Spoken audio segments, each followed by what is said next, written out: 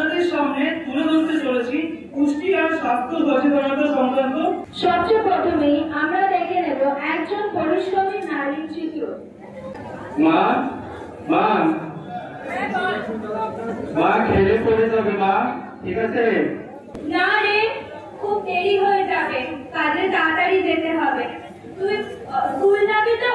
হ্যাঁ মা যাবো। ঠিক আছে, এই টিফিনটা নিয়ে যা আর খেয়ে যাস, ঠিক আছে? আমি আসছি। ঠিক আছে মা, যাও, ভালো করে যাবে।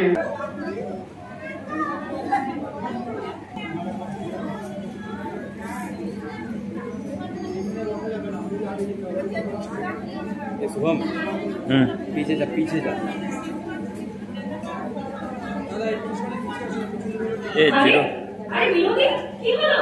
ওঠো, হে ভগবান, বিনোদী শুনছো? তাড়াতাড়ি এসো, বিনোদী অজ্ঞান হয়ে গেছে। বিনোদী, আরে কি হয়েছিল? এটা চিচা মিচি কি করো তুমি?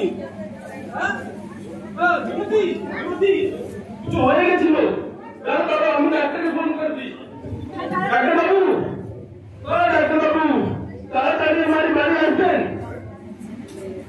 আসবেন না, তাড়াতাড়ি আসবেন।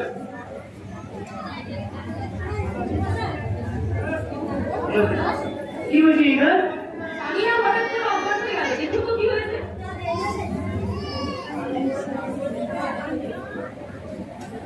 ये की অত্যন্ত দুর্বল হয়ে আছে আর ইহার সিভিয়ার অ্যানিমিয়া হয়েছে। এই ঠিকমতো খাওয়া দাওয়া করে না। আমরা তো জানি না ডাক্তার বাবু, ও আমাদের বাড়িতে কাজ করে। আচ্ছা আচ্ছা। বিনোদীর জ্ঞান ফিরছে।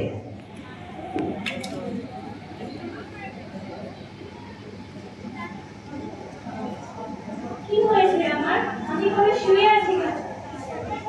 আপনি এখানে কি করছেন?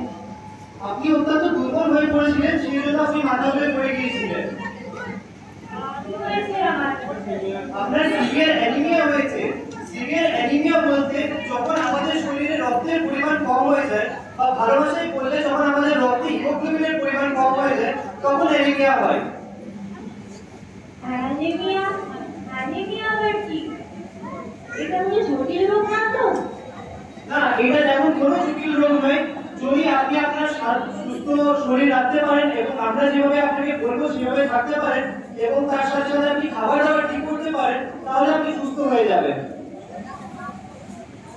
আমি তো সুস্থই ছিলাম, হঠাৎ করে মাথা ঘুরে চলে যাচ্ছে।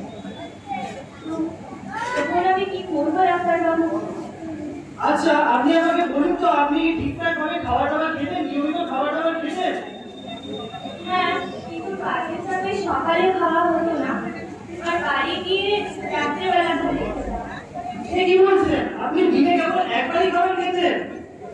একবার খাবার খেলে তো আপনি একটু নিশ্চিত যে আপনি দুর্বল হয়ে পড়বেন, আর তার সাথে সাথে আপনার অ্যানিমিয়া হতে পারে।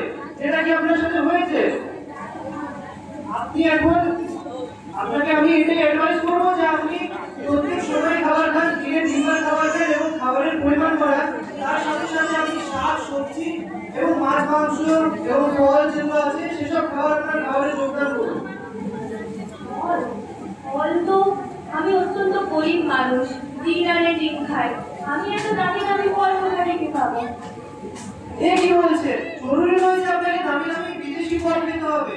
আপনি আমাদের দেশে যেসব ফলগুলো কম দামে পাওয়া যায়, যেমন কলা বা পেয়ারা, এইসব জাতীয় খাবারগুলো আপনি খেতে পারেন, এইসব ফলগুলো আপনি খেতে পারেন। তার সাথে সাথে আপনি সবজি জাতীয় খাবারগুলো আপনার নিজের খাবারে যোগদান করতে পারেন।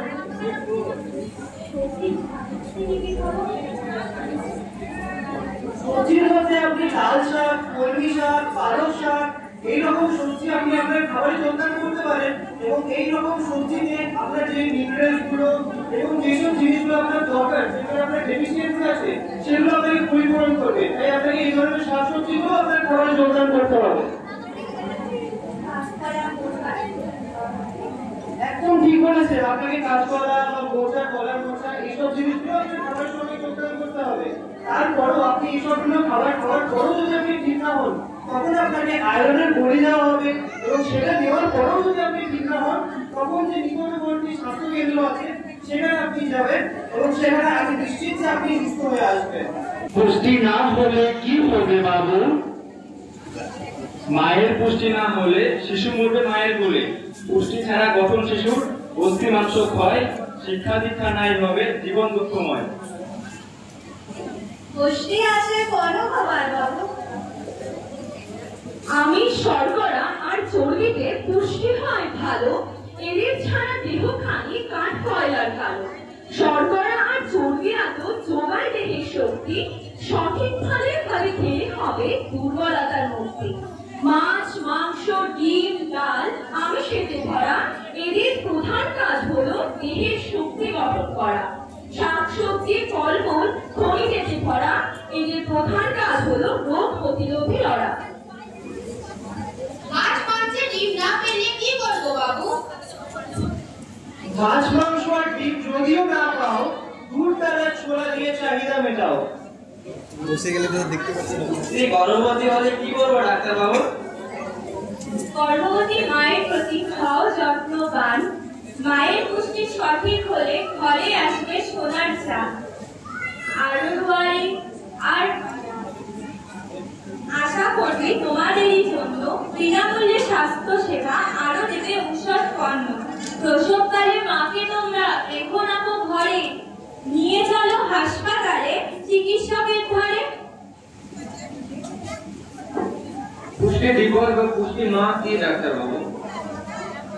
সরকারের পোষণ অভিযান স্বাস্থ্য ক্ষেত্রে এক বড় অবদান, যেমন national nutritional anaemia control programme, anaemia deficiency Bharat strategy. পোষণ মানে নিজের সুবিধা, মা ও শিশু থাকবে সুস্থ সর্বদা। স্বাস্থ্য যদি থাকে ভালো, জীবন সর্বময়। আজ তাই করি আহ্বান, সুস্থ সবল জাতি করতে, স্বাস্থ্যের প্রতি গৌরবমান। ধন্যবাদ সবাই। আপনাদের সামনে বিভিন্ন চার্ট করে ধরা হয়েছে। এই চার্ট ধরে আপনাদের বোঝানো হচ্ছে যে কি কি খাওয়া দরকার, আপনাদের কি কি করা দরকার, কিভাবে দিনচর্যা চালাতে হবে, কিভাবে আমাদের থাকতে হবে, যাতে কি আমাদের এই ধরনের রোগ কখনো না দেখা যায়। লোহা বা আয়রন যেটাকে বলা হয়, রক্তের কমি, রক্তাল্পতা, এইসব রোগ যাতে না হয়, তাহলে আমাদের নিজেদেরকে সজাগ করতে হবে, নিজেদেরকে আমাদেরকে বোঝাতে হবে, আমাদের আশপাশ লোকেদেরকে আমাদের সচেতন করতে হবে। এই ধরনের সচেতনতা যদি আমাদের মধ্যে থাকে, তাহলে এই ধরনের রোগ কখনো আমাদের মধ্যে ছড়াতে পারবে না।